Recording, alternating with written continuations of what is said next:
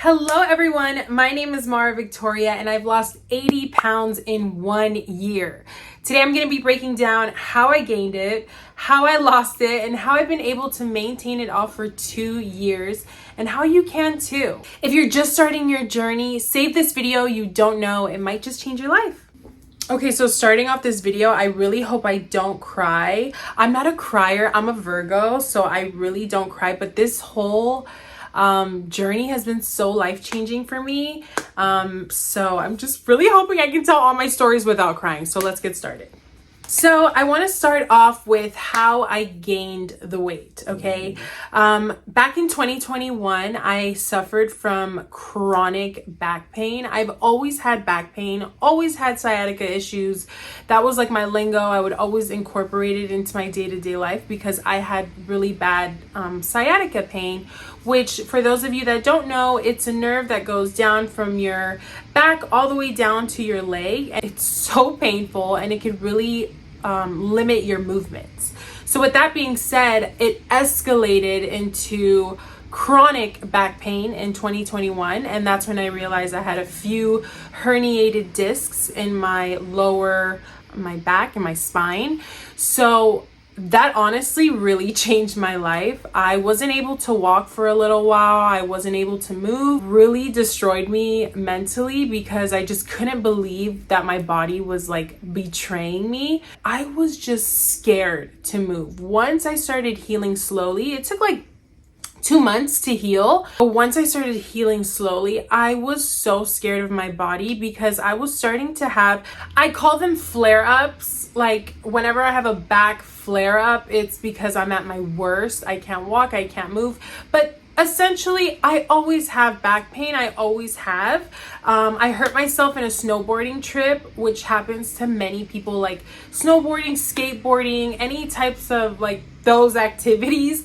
It's very common. You can break your tailbone and you can really hurt yourself with those falls. I had that back in like 2019, but because I wasn't taking care of myself, it escalated in 2021, okay? With that being said, I got really depressed because I just didn't know what was happening with my body. And to be honest, I was like scared of her. Like I was just scared of moving a certain way because my spasms, I would have like these back spasms, and I honestly thought I was going into like labor because I don't have kids. I've never had a kid, but I thought these felt like contractions. I thought I was going into labor or something.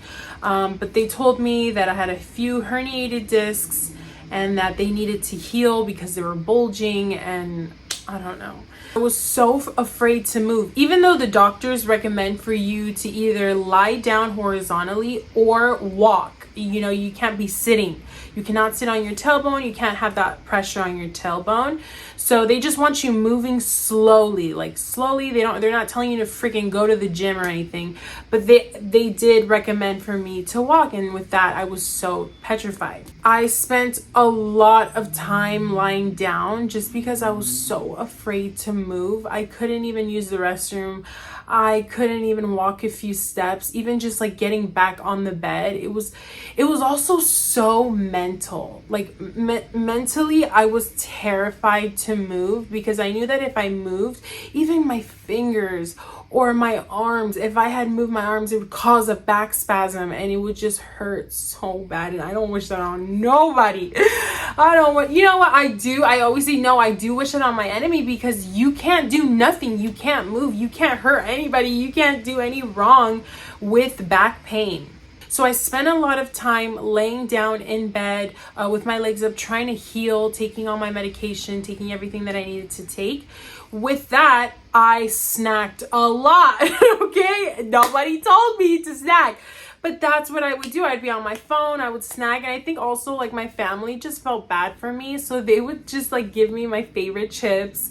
And I would watch a lot of shows. I don't even think I've ever watched that many shows in my life. And I remember I watched everything on Hulu and everything on Netflix at that time. But I really didn't need to eat a lot, but just I was overeating. So with that being said, I was able to heal. I slowly started walking again and movement started happening. And then slowly I went into this heartbreak. I got my heart broken, and that really affected me, and I didn't want it to affect me. I tried my hardest not to feel anything. I was like trying to keep myself busy, moving, like happy, you know, tiki. But at night, it would get me. It would get me. So, yeah, it was really, really hard for me mentally, and I developed the worst,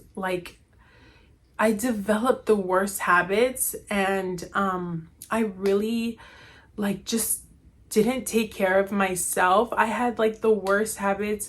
I would like come home, watch TV, eat as much as I could. I think I would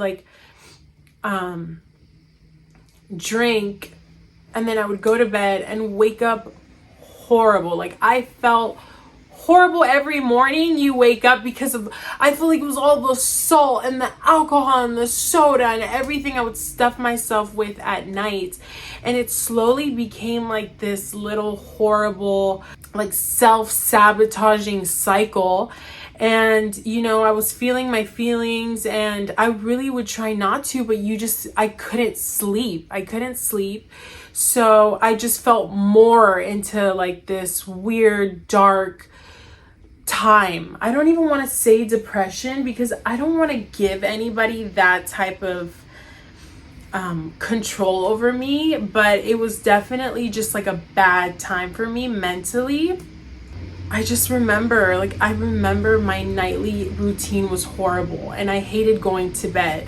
And I remember having my puppy and just being so grateful for my puppy, because I wasn't alone, even though I felt so alone. So with that being said, I got a job. I got an amazing job at a car dealership, and I started healing. And I love a busy schedule. I love working. I love having a schedule.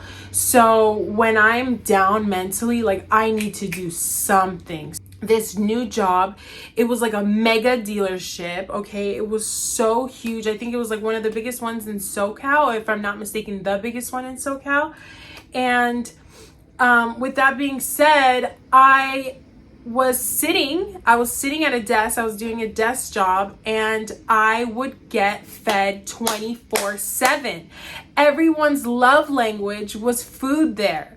You get rewarded with food. There'd be parties, there'd be food. You know, all of the like service advisors, they would share food. If they loved you, that's how we talked. Like, I had snacks, I would go share my snacks. And if they had snacks, or some of them would just buy me food. Like, they wouldn't even ask me, they would just bring it to me. Y yo también, I would be eating it up. Eating it up. I never said no. I was like, I'm not gonna block my blessings, or I'd be like, that's a good deed for them. I don't want to block their blessings, because now it's like, no, I'm just kidding. Working at a car dealership, everyone's love language was food.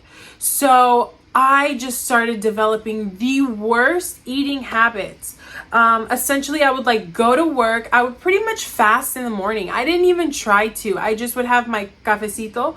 I would take my coffee to work. I wouldn't eat like half the day, and then just eat so much in the afternoon, or binge at night. I would get home, and if I didn't eat all day, it was never like, okay, like, I'm gonna finish it off with like a good salad or some chicken or broccoli. I never thought that. I would always just eat crap or whatever was in front of me, and it was a lot. I would eat a lot, and I think that's what killed it for me too. I was binging. I was eating a lot. Like, what I mean by a lot is like big quantities. So even if it wasn't bad, essentially, let's say it's not bad, I would have so much of it, and it's like, you don't need that much, girl. Like, you know, I was having a hard time mentally, and then I got an amazing job, and then I was at a desk job, and then I was just overeating, overindulging. I never thought to myself like, I had a donut this morning. You know what? Let me eat something light for lunch. Let me have something light for dinner. I never had that in my head, ever. This amazing job allowed me to travel a lot because I made a great amount of money. I'm just kidding. I got paid well. I did really well for myself there. So I was traveling all the time. I went to so many different countries that year. I did everything that I always wanted to do. And I went to Cuba. I went to Cuba to go visit my family. And when I went to Cuba, I was my heaviest weight, okay? I was 283 when I went to Cuba. And when I tell you, this trip really put things into perspective for me. If you guys don't know, Cuba is a communist country, so they're really limited on their resources. And with that being said, they don't have much food to eat or to even give to their family. They don't have much food there. And just being an oversized, overweight woman, I have never felt that feeling of just feeling embarrassed. I have never felt that in my skin, in my body. I am so confident. I am so in love with who I am on the inside. So I feel like that's why I need to like focus on the outside too, because I know who I am, and I've never felt bad in my skin. Maybe I felt a little uncomfortable, maybe a little tight, but never embarrassed. And there I just felt so bad. And, you know, just being so heavy and overweight amongst everybody that just wishes they can have a piece of bread, or even have a piece of bread so that they can give it to their kid. So I never thought I was like, those emotions, that feeling, I never thought that I would experience that there. That wasn't like, I just didn't know that was going to happen. So when I got back, I really knew I had to make a change. And I just felt so bad. It did not make me feel good being there, seeing babies so skinny, so frail, or just even like señoras that are just so skinny, but like llena de vida. So I just felt, I never thought I was going to feel that. And I know that wasn't like their intentions, or it just happened that I just felt so bad. And I was like, I ought to be ashamed is what I felt. And that's just for me. That's me personally, you know. No one should feel bad in their skin, but I just felt like embarrassed being there. And just like, they know how much I eat by the look, you know, by my body. So it did not make me feel good. Okay, now it's like 2024, the beginning of 2024. You guys already know about my back pain story, and I've constantly dealt with back pain flare-ups yearly. They come a few times a year. So I'm out of commission for a few times in the year because of my back pain. And I still have, you know, I'm still sitting, I'm still at a sedentary job, and I don't walk after, I don't do anything after. I go home, go to bed, and my drive is like an hour and something. So I'm sitting in the car, sitting at work, and sitting at home or lying down. I have another back flare up. Okay, this is 2024. I have another huge back flare up, but this time I'm like 40 pounds overweight from like 2021. I know that my weight is not helping this issue. And it was so weird because the doctors were like, your weight has nothing to do with your back. And then people that I would talk to, they'd be like, your weight has nothing to do with your back. But I'm like, it's not helping. It's definitely not helping me in my situation, and I need to make a change, okay? So fast forward a few months, I get introduced to Ozempic. Okay, I get introduced to Ozempic, and a close friend that I've worked with before, she lets me know how I need to do this, how I can get the most out of this tool, and you know, to try it. Okay, and at this point I was desperate for a change. So I knew that I was going to take it so seriously. I had done so much research, and at this time, a lot of people were against it. So many skinny people were like, oh my God, it's so bad for your muscles. Okay, like, it was absurd, the amount of hate that this got at that time. And I remember I only told my mom, and I said, I'm going to do it. I'm going to take it so seriously because I want this. I want this. So she let me know that it's an appetite, I don't know, it signals your brain that you're full and that you're not hungry. So the sensation of being hungry, you never get. That weird, like, feeling that you get in your esophagus when you're starving and your stomach is growling, and sometimes you can even hear your stomach growling, that never happens on Ozempic. You never get that signal to your head and never reaches up. One time I heard my stomach growling, but I couldn't feel it, and I couldn't, like, my brain didn't compute that it's like, oh, it's time to eat. So with that being said, I took it so seriously. She said, you're going to want to, like, it's almost like fasting. If you're going to fast, because, you know, you're not hungry. So if you're going to fast, break your fast with nutritious whole foods and you'll be fine. She's like, you won't even have to worry. The weight will fall off. Well, I was just so desperate, and I didn't know that I was going to have to do the work, to be honest with you. I just thought that it like burned your fat for you and it's a fat burner. I didn't know that you would be doing the work. So I learned about food noise. This was the first time in my life, you guys. I've never had food noise. Since I can remember, since I've been a kid, since I've been a teenager, since I've been a young adult, I've always had food noise. And I would even look at like my skinny friends or my skinny family members and be like, dang, like, how do you fight your food noise? At that time, I didn't know what that was, but I was just like, how do you fight your cravings? Like, you're so good at it.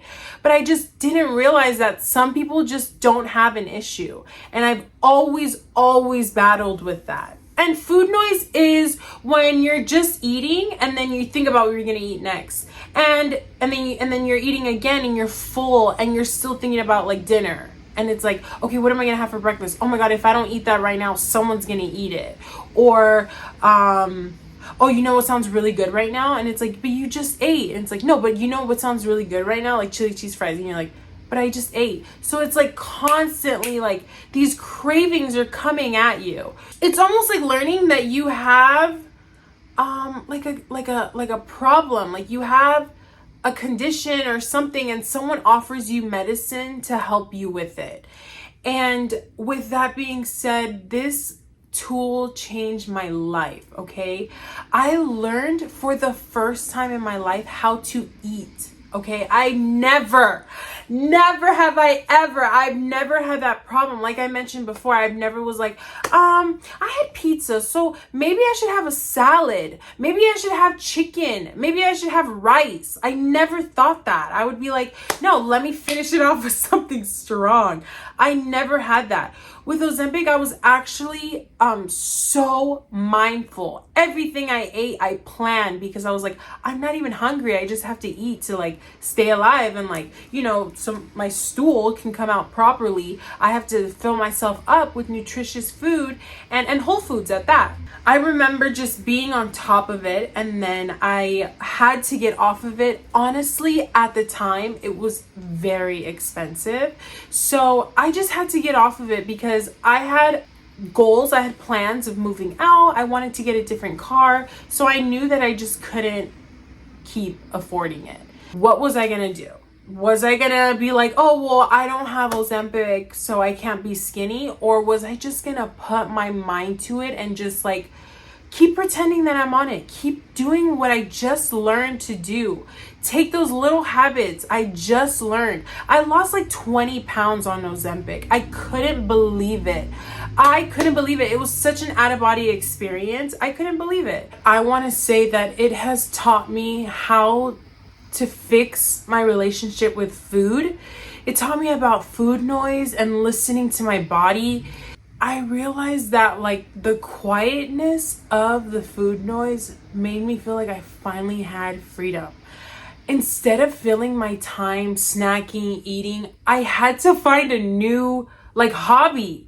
My schedule, my ritual was to go home, lie down, find something good to watch, and then just like just eat whatever. It could either be snacking or eating. So when I was physically actively trying to be better, I had to do better. I would come home and then I'd be like, okay, well, like what now? Like I started reading, I started exercising, I started going to the gym with my friend. At that time, I was just walking. I only walked everywhere. I never touched a weight. I never touched anything.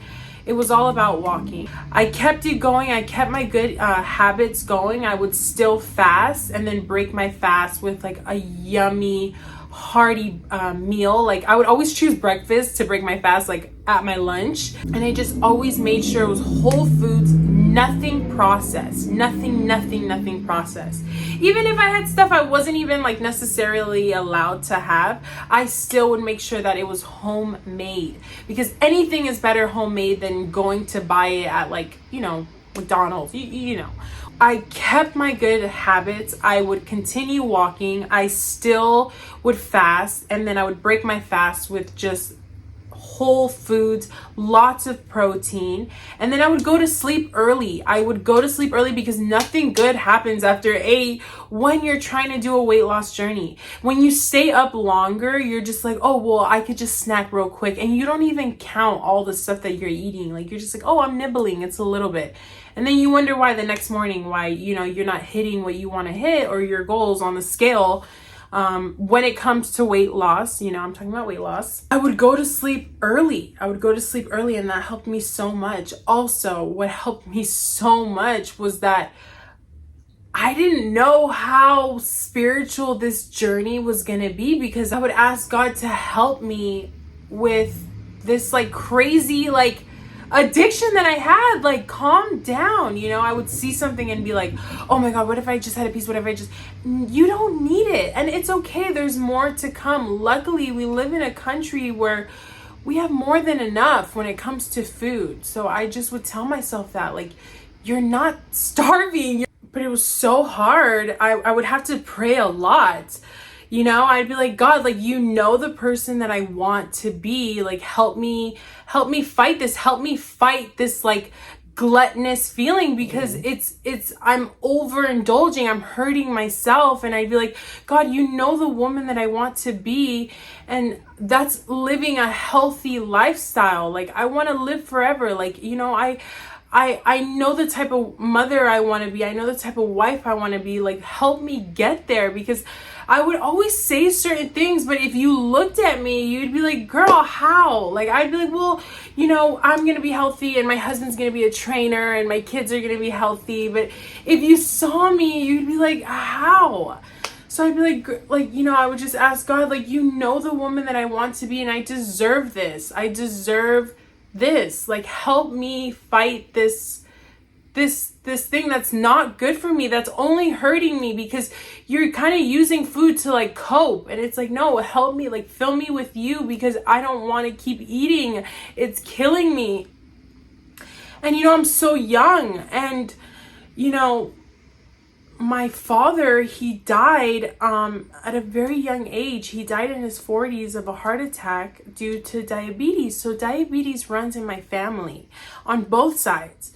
So I would just tell him, I would tell God, like, please help me fight that, because I can't keep like being scared from health, you know? Like, there should be other things I'm worried about, not my health.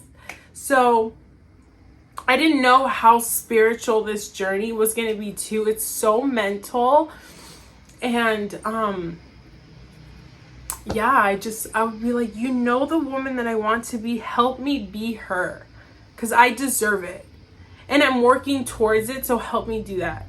And honestly, we did it. We made it, you know, and that's why I continue to tell people, like, do what you got to do. Like, if you have to journal, if you have to meditate, like, if you pray, if you have to pray. Like, if you're starving and you want to eat and you should be going to bed, like, just pray. My light just gave out.